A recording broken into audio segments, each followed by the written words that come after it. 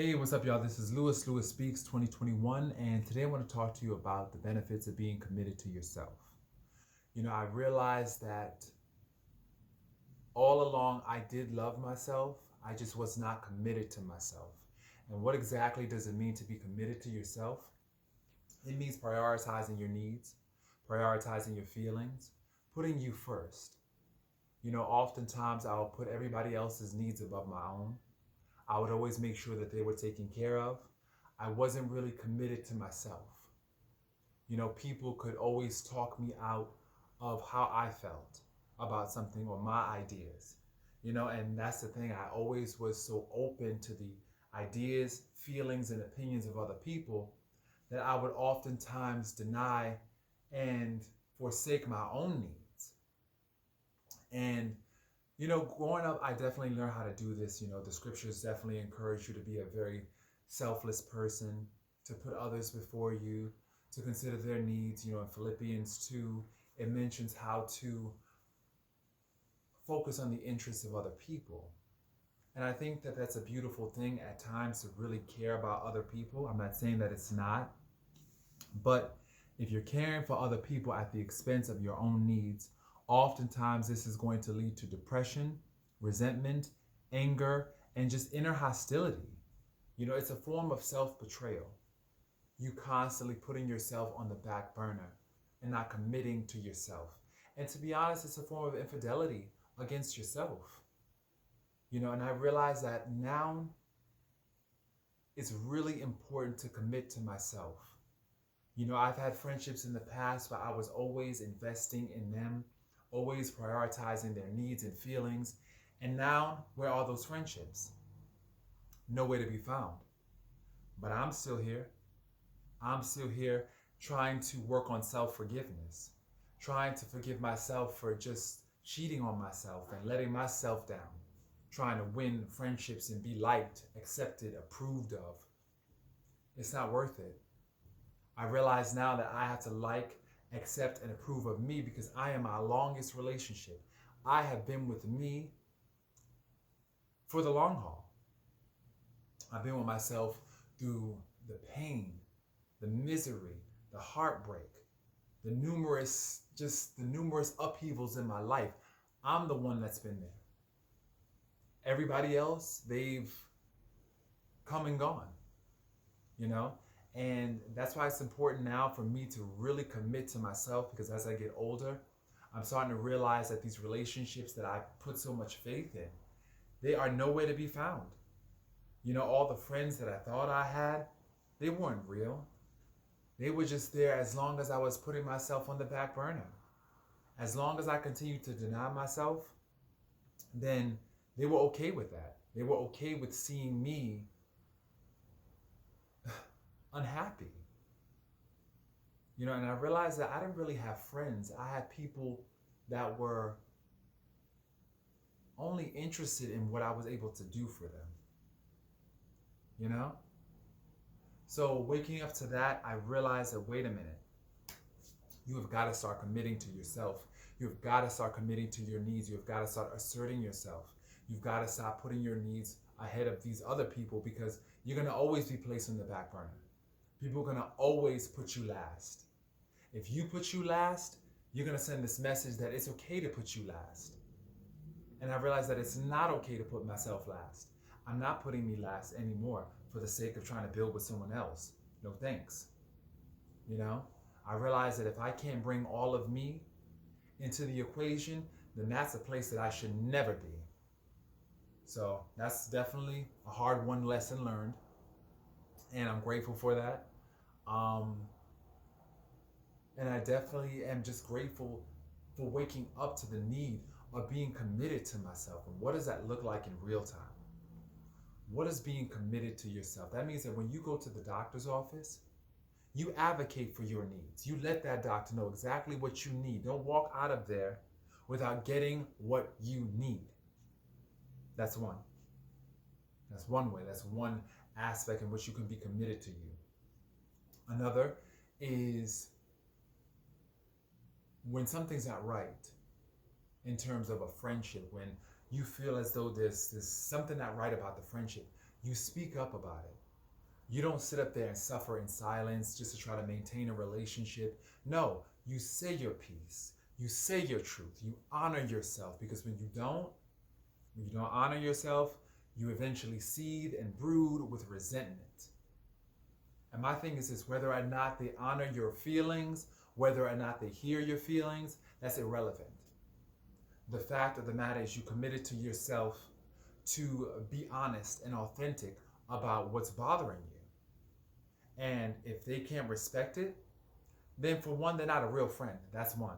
If they can't respect the fact that there's issues, and sometimes you need to confront your friends about those issues, if they can't get with that, well,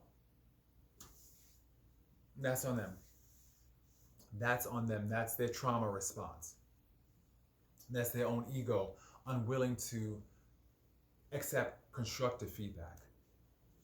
Because the thing about it is this: what I've learned is that you're not always going to get along with someone, but they must be willing to actually hear some constructive criticism if the relationship is to work. I cannot be in a relationship with anyone who is not willing to receive constructive feedback and also take accountability for their poor behavior. I cannot deal with them. If you cannot apologize, if you cannot make amends, if you want to continue to be wrong and strong and just hold on to your poor behavior, have it. It's all yours. But you won't be with me, period. Because that is boundaries. And that's also how you commit to yourself, by setting firm boundaries. That right there is quintessential. If you take nothing from this video today, take this. Committing to yourself requires you to set firm boundaries and to stand by those boundaries and do not waver. It's really important. That right there is the golden ticket. And if you definitely erect firm boundaries, you let people know what they can and cannot do with you, that's how you show that you commit to yourself. And that is the truest, most honest, most loving form of commitment that you can give to yourself. And as I go through this journey of self-forgiveness, I realize the importance of committing to myself. That right there will definitely heal me and allow me to forgive myself, because if I can definitely commit to myself, if I can honor those commitments by my actions and by my consistency, and that's key too, your consistency with your commitment to yourself. If you continue to honor that, eventually you will forgive yourself for your past transgressions, because you definitely betrayed yourself. I know that I'm not alone with that. I know I definitely betrayed myself, trying to find the love and acceptance and camaraderie and inclusion and friends and romance, and you definitely forfeit some things in order to get some things. You feel that it's a fair trade-off, and initially it may feel like it's a fair trade-off, but it's not. You always end up shortchanging yourself when you do not commit to yourself. When you're trading your integrity for the love and approval of someone else, that's not a fair trade-off. That's you shortchanging yourself, and that's what I had to learn. But when you are lonely, you oftentimes do that. When you are by yourself, you oftentimes find yourself doing these things just to get some company, attention, all that. But it's not worth it. It's a lie. It's an illusion. It may temporarily fill you, but it's kind of like when you go to like a Chinese restaurant. The food may temporarily fill you, but it'll leave you hungrier than you last were. I've noticed that when I go to eat some Chinese food, you end up like 10 minutes later, you're hungry, And that's exactly how it is when you shortchange yourself for the love of others. It may fill you temporarily, but it doesn't satisfy you. It's satisfying when you commit to yourself and you feel good about your investments in yourself. And you can also share those investments outward with others and also receive those investments back. Then you feel full. Then there's a mutuality. And I think that that's what's missing in a lot of relationships today, is that sense of mutuality. I'm feeding you, you're feeding me. It's reciprocal. That way we're both never hungry. We're both feeding one another.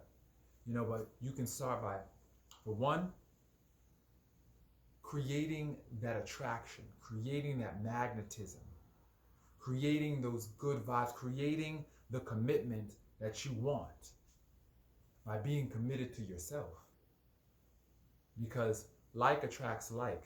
If you are committed to yourself, you're going to do nothing but attract people that are committed to you, because you're not going to settle for less.